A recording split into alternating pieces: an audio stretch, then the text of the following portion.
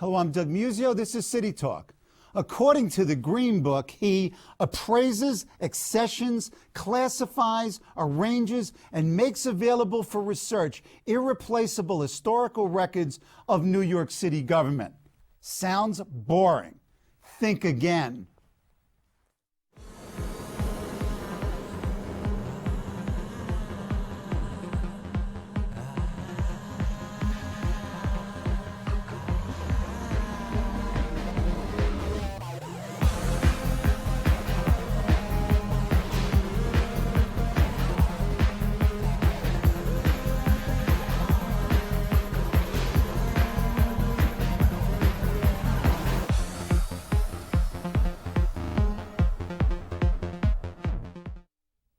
He's the chief archivist of the city. He's also the chief reference and research librarian for the city government. He's the host of 2 New York City TV shows, City Classics and Inside the Archives. He's Brian Andersson, and he's the commissioner of the Department of Records and Information Services.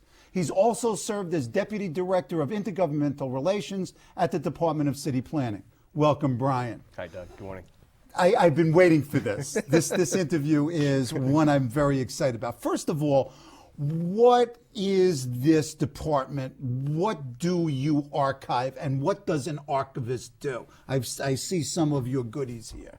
Well, I'm not a trained archivist, but I'm the commissioner of the Department of Records and Information Services, which has 3 divisions. The main one that mostly everyone knows is the Municipal Archives. The Municipal Archives is the repository for all that stuff that has been generated by the governments, the past governments of the city of New York. Mm-hmm. So we'll have the mayor's papers. Once a mayor leaves office, they are accessioned by my office. They're collected, they're processed. I was wondering what a session meant. Go ahead. They're processed, a finding aid is created, so you can find certain things within that collection. Mm-hmm. And that goes for other agencies as well. Once they've determined that that record is no longer needed by their agency, we take a look at it for historical value. If it has none, it can then be disposed of, however. But then we have the choice of accessioning anything that might have historical value.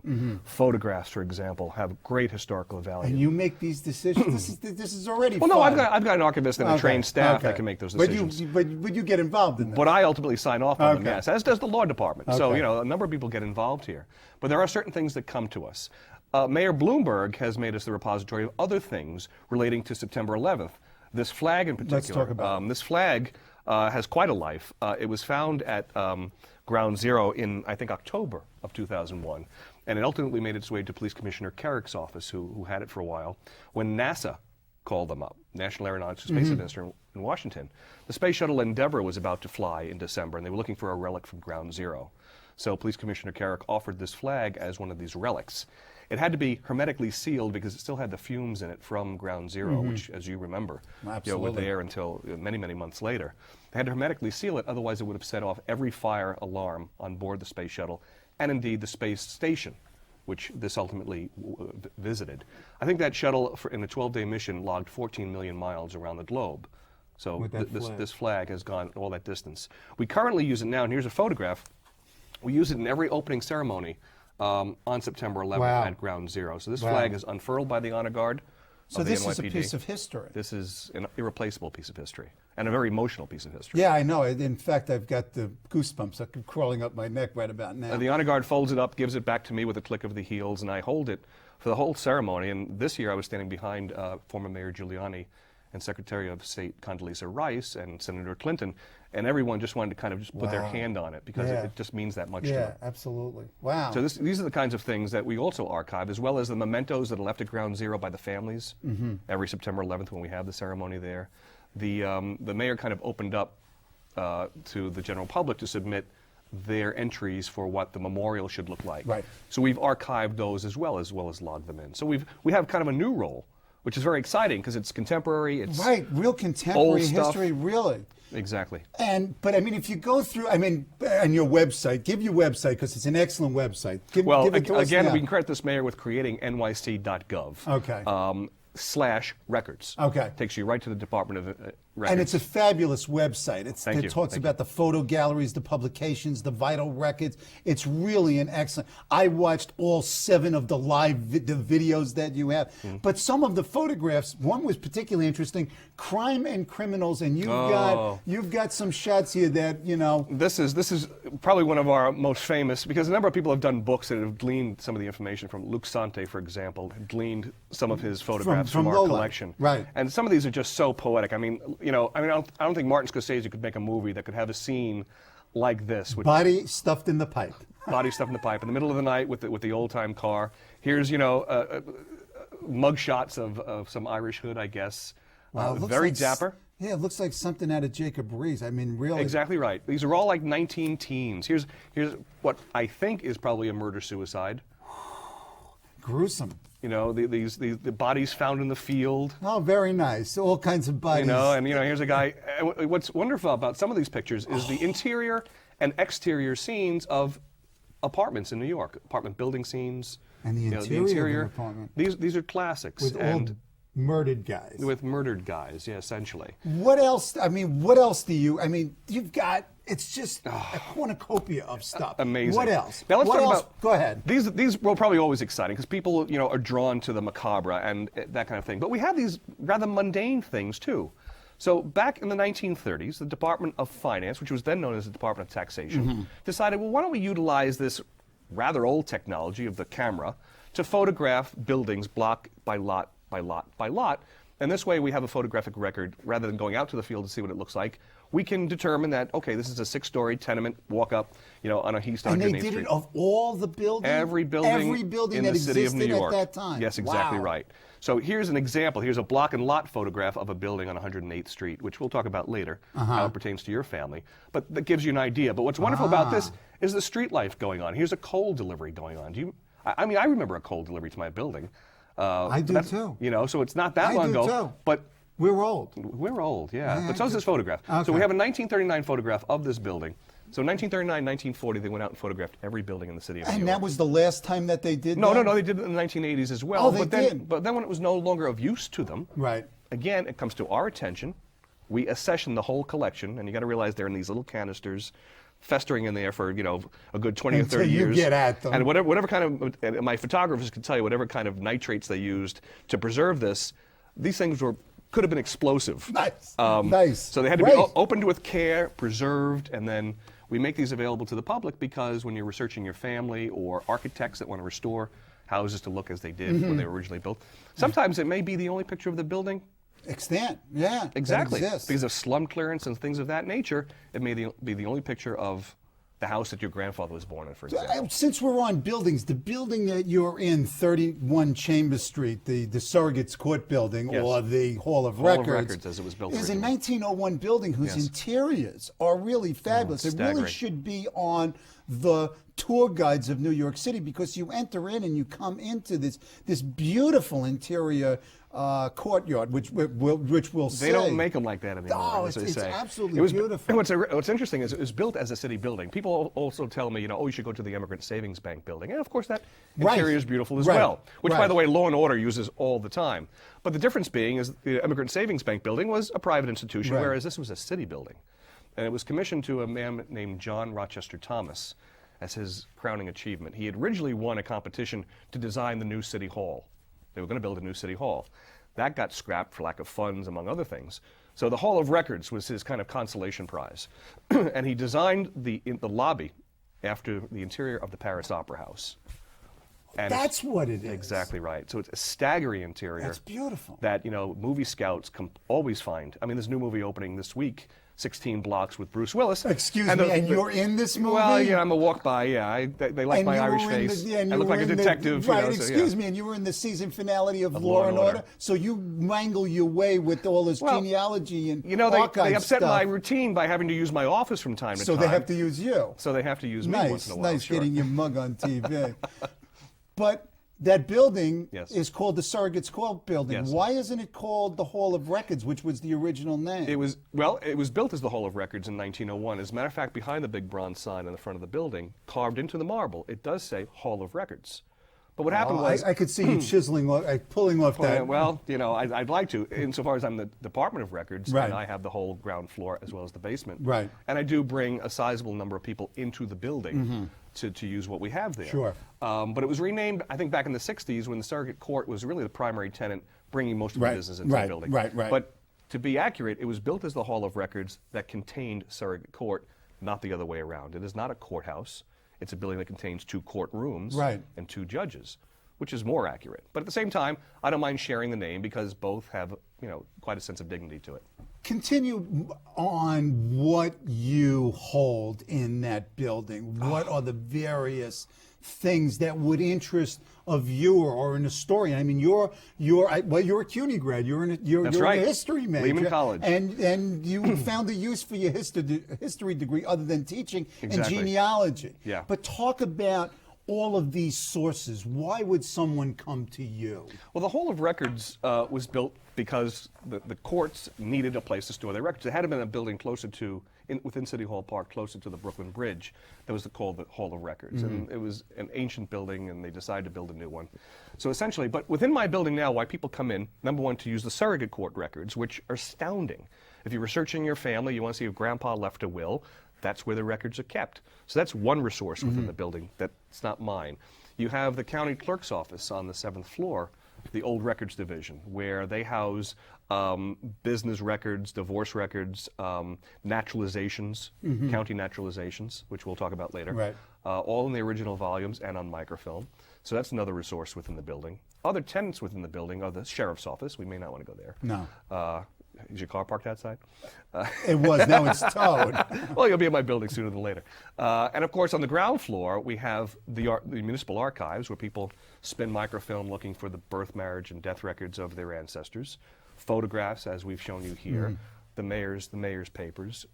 Old maps, such as this land map here. We've got many of those for the 5 boroughs.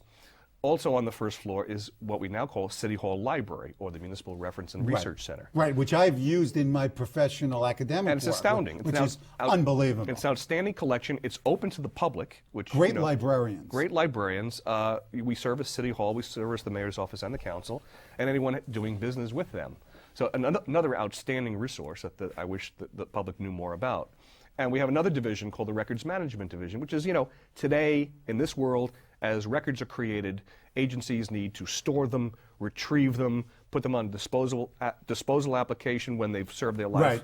And this particular unit manages that record flow And for them. are they being digitized? Well, everyone asks me that because, the purpose of digitization, at least in my world, is because we're compelled to keep the originals. Right.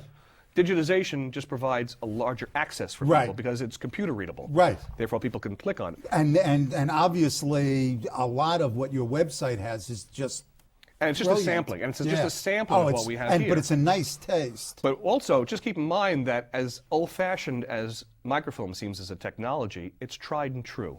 We know the microfilm will last a couple of hundred years. Right. And if someone finds it in a couple of hundred years, they don't have to worry about a machine to read it. All they need is some kind of a magnifier. Hopefully there's no disaster that we're digging through the rubble Precisely. and they find your office. But all they need is a magnifier to enlarge what's on the microfilm. Digitizing puts it onto a whole different medium. Right. Where, okay, what do The I old technology what do in I some do with ways this is disc? better. You have your old 8-track tapes. Right. If you don't have the machine to read it, Forget the 8-track tapes. We didn't buy those. if you don't have the machine to read it, then you're out of luck. Okay. So Okay. So digitization, which is an expensive process too, and hopefully as the cost falls, we'll be able to do more of that to make it available via the internet. Okay, let's go to genealogy because that's your love, and in a sense, that's how you hooked me. When I suggested that you come on the show, you said that you would do a genealogical search for me, and I know very little about the background of my family, particularly my mother's side of the family. And we met, 3 hours a couple of weeks ago, and you totally hooked me. Talk to me about genealogy in general and how you do it. I mean, you've done it for Scorsese, Pataki, Colin Powell, Hillary Clinton, and you showed me all this stuff. It was Mayors, fascinating. governors. But let's use Doug Muzzio and his ancestors as an example of how you work as a genealogist. Genealogy is one of those things. Some people recoil from it, thinking, "Oh my gosh, here comes the guy with the stamp collection." It can almost be that boring to some people. I don't want to hear about this. But when you show something to someone that relates directly to their family, that I think everyone's given a thought about. I mean, with a name like Muzzio, not a common name, at least not in the States. With a name like Andersson. Now, Andersson is the 10th most common name in the United States, and in Scandinavia, from where it comes, it's the 2nd or 3rd most populous name. So where do you start with that? Right. But still, it's a very personal thing. I knew 3 of my 4 grandparents. The 4th guy, the Andersson, is who I didn't know. As a little kid, I wanted to know where my name came from. Right. He was born in Copenhagen, Denmark, of Swedish parents. So it took me to 2 countries in Europe that I wanted to learn more about. This is exciting. So it sparked my intellectual How old are you? curiosity. How old am I now? No, I would then. I don't care how old I was you in are. my early 20s, I Okay, suppose. okay. But, I mean, I was much younger when I was asked. I was in grammar school. Sure. When a nun said, "Well, Andersson doesn't sound like an Irish name." Right, I went through that. And of Neither course, did all Muzzio, three in of my fact. grandparents had brogues, so it's like, what do you mean? So I had to go home, ask my father, what do you mean? Your father wasn't Irish? Oh, okay. So then the story came out. So, that intellectual curiosity was sparked very early on, Sure. first grade. Sure. And I carried that with me in life, and just, I guess with the Roots craze after Alex Haley's Right. film, it started, I was going to libraries anyway. I was an intellectually curious kid in a way for different things. So why not start looking this kind of stuff up? Sure. So it took me, when I was able to travel more extensively, down to the New York Public Library, spinning microfilm there, looking at passenger lists and things Right. of that nature. This is long before digitization. Sure. Now I really feel old, because now you can almost sit at your desktop and just do it right there. It really is incredible. Almost. But there's nothing like the feel of the paper and the smell of the paper. Exactly when we right. come to it, when you showed me my paternal grandfather's naturalization papers How'd you feel? with his own signature, it was goosebumps. Exactly and almost right. brought tears to my eyes. Yep. That here was somebody that I had just a very vague recollection of, and he was there. It was really interesting. The wonderful thing about genealogy is when you start to think about it, it's like you realize you have 2 parents, and they have 2 parents in turn. So, okay, 4 grandparents, and most of us probably knew all 4 of our grandparents if we were lucky.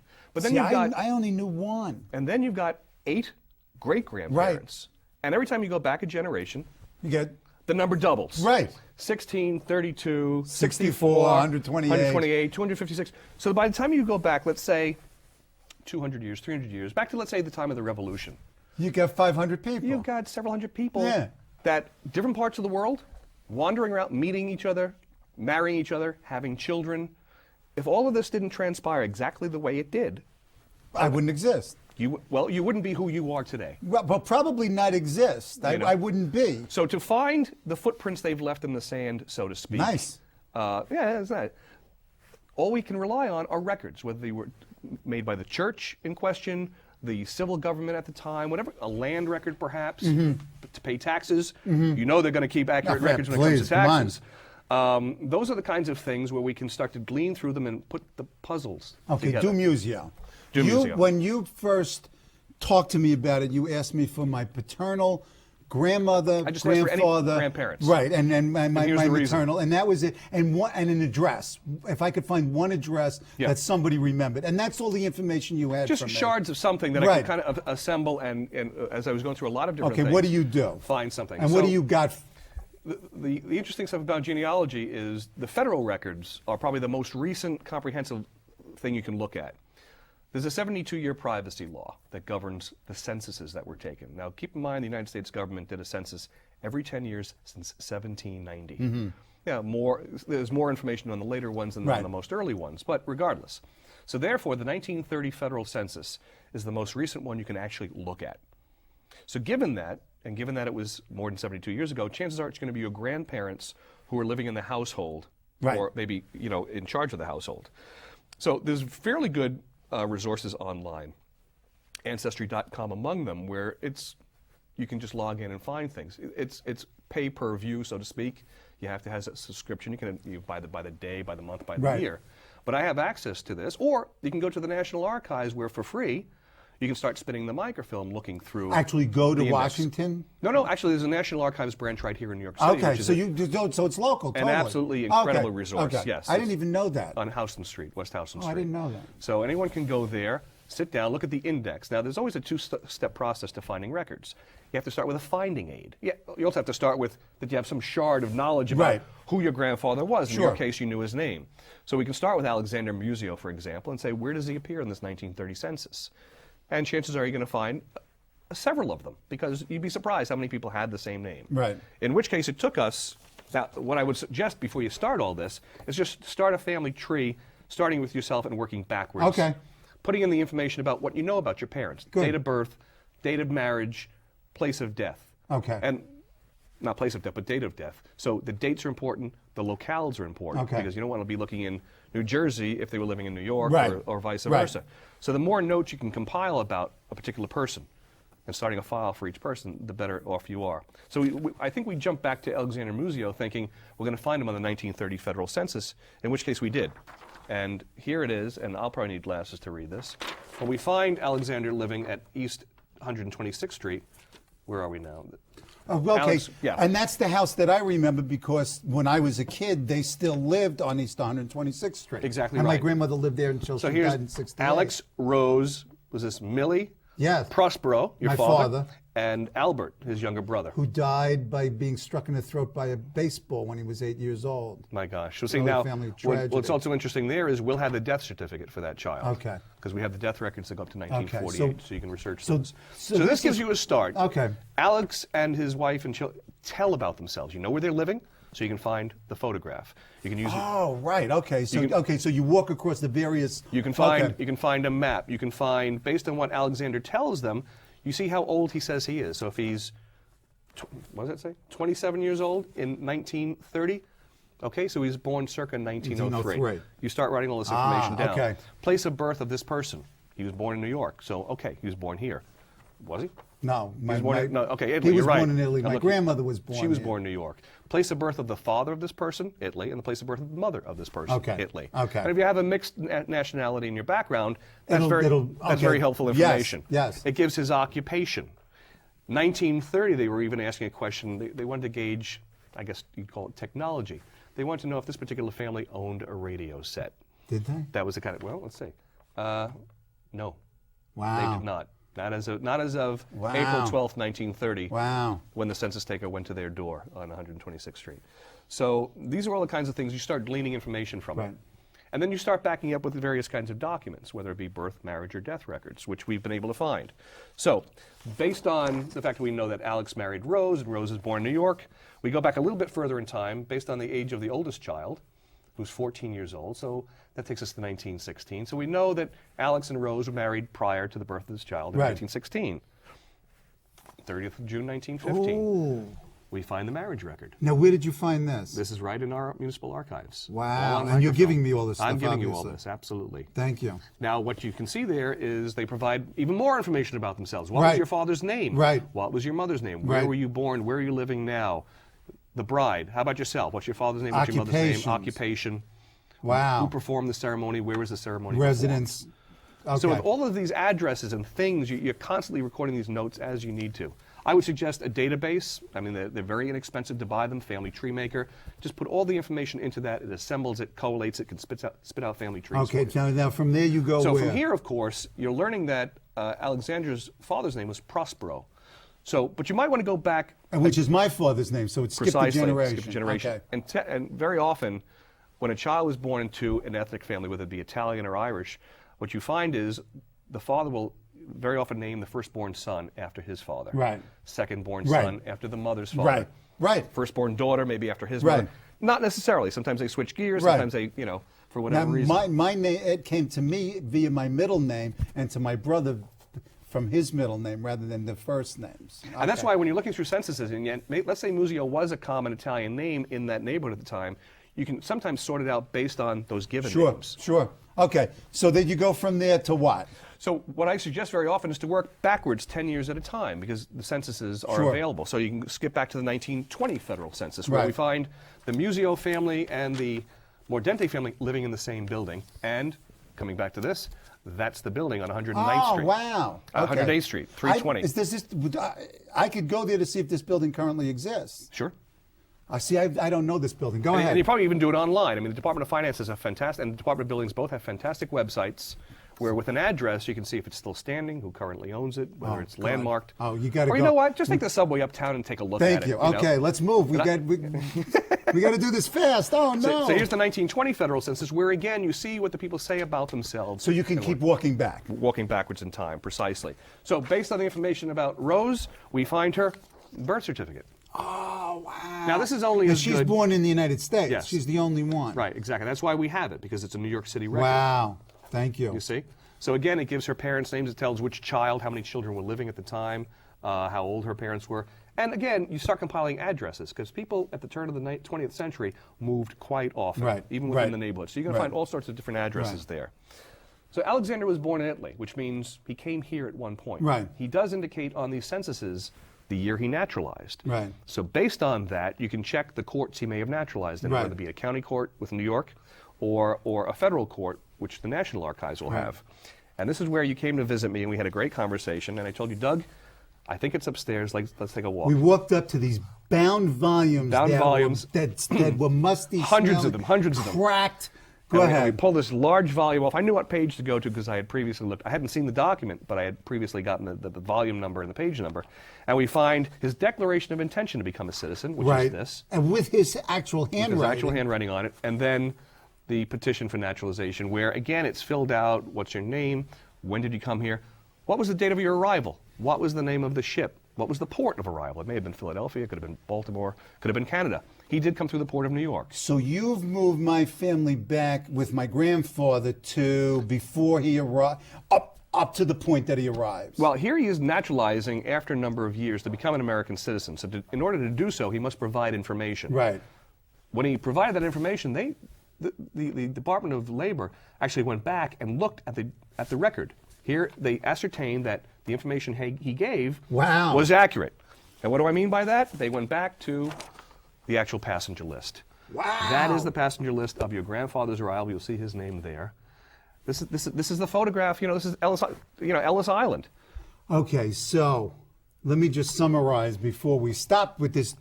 Only the first segment of what we're going to talk. You're coming back. You're definitely coming back. To. So you took my grandfather back to the actual passenger list. Yes. And you could do that with each of my maternal and paternal grandparents if they came from somewhere Theoretically, else. yes. Theoretically, yes. Wow. Yes. So, say something for the last 15 seconds.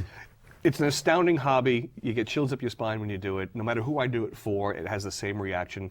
It can't get more personal than that. It's the largest hobby in the United States right now. It drives tourism. It drives all sorts of wonderful experiences, finding family members that you never knew existed. It's just very rewarding. What else do you have in my family before we go? But don't do it real fast. There's a picture of the boat. Oh, you have the boat. And that's this is all for me? That's so all this for you. is it? Well, essentially, yeah. Now you take it from Brian. here. You've got to go back to Italy and find the Muzzio homestead. I want to see the other side of the family. I'm coming over to your house. We'll do that. Thank you. My pleasure. What a pleasure.